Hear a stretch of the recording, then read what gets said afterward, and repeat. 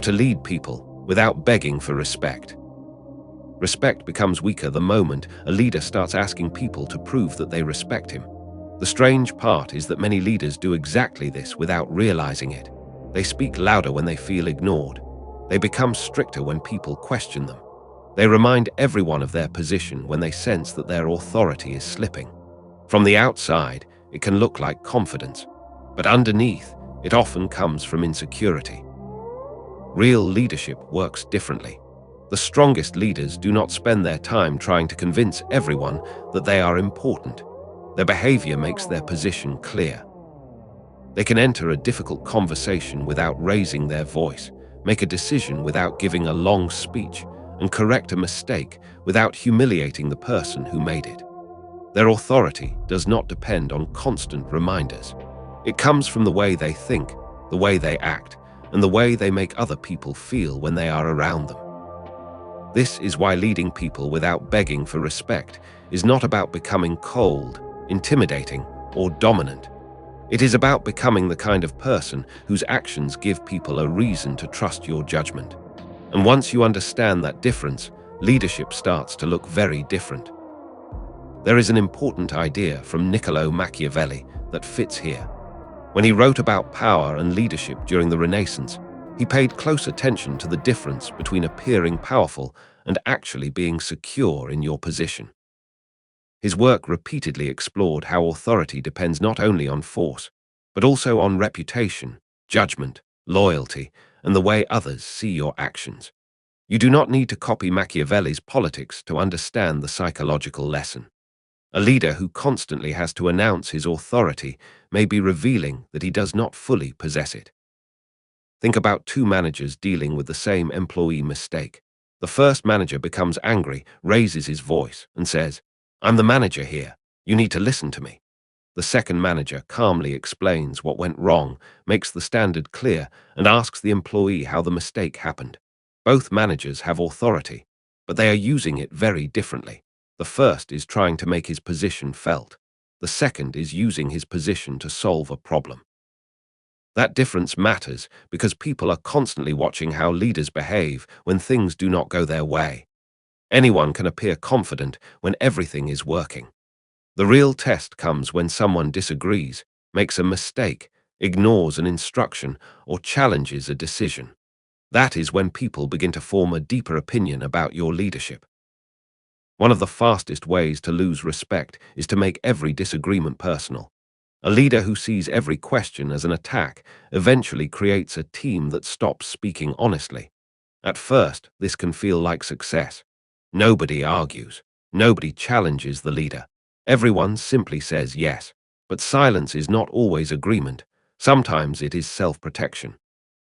A better leader learns to separate disagreement from disrespect. Someone can challenge your idea without challenging your worth. Someone can point out a mistake without trying to undermine you. When you understand this, you stop wasting energy defending your ego and start paying attention to useful information. This is one of the quiet foundations of leadership. Do not make people protect your ego for you. Consider a football coach whose players are afraid to tell him when a strategy is failing. During practice, everyone agrees with his instructions because they know he becomes angry when questioned. On match day, the team continues using a plan that clearly is not working. The coach thinks his authority has created discipline, but what he has really created is silence. A strong leader wants people to bring problems forward while there is still time to fix them. That requires another quality that is easy to underestimate: consistency. People respect leaders when they can roughly predict how those leaders will behave. If you are calm one day and explosive the next, friendly when things go your way and cruel when they do not, people have to spend more energy managing you than doing their actual work. Consistency does not mean being emotionless. It means your standards do not change simply because your mood changes. If something is wrong today, it should still be wrong tomorrow. If you expect honesty from your team, you should also be honest when the truth makes you look bad. If you expect people to admit mistakes, you must be willing to admit yours. This is where many leaders accidentally create a strange rule. Everyone else has to be accountable, but the leader gets an exception. That rule destroys trust faster than most leaders realize. Imagine a supervisor who arrives late to meetings but becomes angry when an employee arrives 5 minutes late. The problem is not simply the lateness. The deeper problem is that the leader has created two standards. People notice these contradictions very quickly. They may never confront the leader about them, but they remember them. Leadership becomes much easier when your behavior supports the standards you ask from everyone else. You do not need to tell people to work hard every morning if they regularly see you prepared. You do not need to give a speech about honesty if you tell the truth when it costs you something. Your example becomes an instruction that does not need to be repeated. There is also a difference between being available and being desperate for approval. A good leader listens to people, but does not need everyone to like every decision.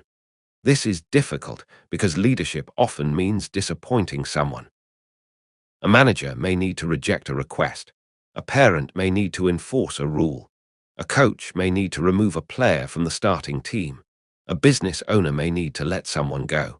If your main goal is to remain liked, you will eventually make decisions based on approval instead of responsibility. That does not mean you should ignore people's feelings. It means you should be able to care about their feelings without allowing those feelings to control every decision. There is a simple question that can help here. Am I making this decision because it is right or because I am afraid of how people will react? That question separates leadership from approval seeking. A leader who needs constant approval becomes easy to pressure. People learn which emotions will make that leader change direction. They discover that anger works, guilt works, flattery works, silence works. Soon, the leader may still hold the official position, but other people are quietly controlling the decisions. This is why emotional control is not just a personal skill. It is a leadership skill. You cannot lead a group well if every reaction from the group immediately changes your behavior. Suppose an employee complains loudly after being held accountable. The leader becomes uncomfortable and immediately removes the consequence. The employee learns something important. Pressure works. The next time, the same behavior becomes more likely. Now compare that with a leader who listens carefully, acknowledges the concern, and still keeps the decision when the standard is clear. That person is not being cruel. They are showing that emotional pressure does not automatically change the rules. Respect grows when people discover that your decisions are not controlled by every passing emotion. But there is another mistake leaders make when they learn this lesson. They become so determined not to look weak that they refuse to change their minds. They believe changing a decision means losing authority. The opposite can be true. A leader who says, "I was wrong. I have new information, so I'm changing the plan," can become more trustworthy, not less. People do not expect leaders to know everything. They expect leaders to think carefully and respond honestly when reality proves them wrong.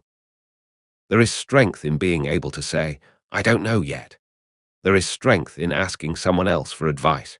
There is strength in giving credit to another person's idea. None of these things reduce your leadership. They show that your confidence does not depend on pretending to be the smartest person in the room. A leader who must always have the best idea creates competition inside the team. People begin protecting their ideas instead of sharing them. But a leader who can say, "That's a better approach," creates something much more valuable, a team where good ideas can come from anywhere. This brings us to one of the most important principles of leadership. Your job is not to prove that you are the smartest person in the room. Your job is to make the room smarter. That changes the way you speak. Instead of immediately giving answers, you sometimes ask for information. Instead of interrupting, you listen. Instead of solving every small problem yourself, you help people learn how to solve problems without you. This is especially important if you want people to respect you over the long term. Dependence can look like loyalty, but it is not always loyalty. If nobody can make a decision without you, you may feel important, but you have also built a fragile system. Strong leadership creates capable people. A good teacher does not want students who need the teacher forever. A good coach wants players who can understand the game. A good manager wants employees who can handle responsibility without waiting for permission for every tiny decision. The goal is not to make yourself necessary every minute. The goal is to make your leadership valuable even when you are not standing in the room. And this is where quiet authority begins to emerge. You stop chasing every small sign of disrespect. You stop correcting people simply to remind them who is in charge. You stop turning every disagreement into a battle. You become more selective. If someone makes a small mistake that can easily be corrected, you correct it without creating a public spectacle. If someone disagrees with you, you listen before deciding whether the disagreement matters. If someone tries to provoke you, you do not automatically give them the reaction they were hoping to receive. This does not mean tolerating serious disrespect or allowing people to break important rules. Leadership still requires boundaries. The difference is that boundaries can be firm without being emotional. That behavior isn't acceptable here. Let's talk about what happened and how we're going to fix it. There is no performance in that sentence. No need to threaten. No need to insult. No need to remind everyone who has the higher position. The standard is simply clear. That is the kind of authority people understand. Over time, something interesting happens. When you stop chasing respect, you become more capable of receiving it. People begin to notice that you do not change your standards just to gain approval. They notice that you listen without becoming weak, make decisions without becoming arrogant, and admit mistakes without collapsing. They begin to trust that your emotions will not control the room. And trust is where leadership becomes deeper than a title. Anyone can be given a position. Not everyone can create confidence in the people around them. So if you want to lead without begging for respect, start by removing the behaviors that make respect something you have to chase. Stop explaining your authority every time someone questions you. Stop using anger as proof that you are serious. Stop trying to win every disagreement. Stop demanding loyalty while giving people no reason to trust you. Instead, become predictable in your standards, calm under pressure, honest about mistakes, willing to listen, and serious about developing the people around you. You do not need everyone to admire you. You need people to know that when you speak, there is a reason to listen. When you make a decision, you have thought about its consequences. When something goes wrong, you will deal with it fairly. And when someone succeeds, you will not feel threatened by their success. That is how respect becomes natural. Not because you demanded it. Not because you frightened people into giving it. But because, over time, your behavior gave them fewer reasons to withhold it.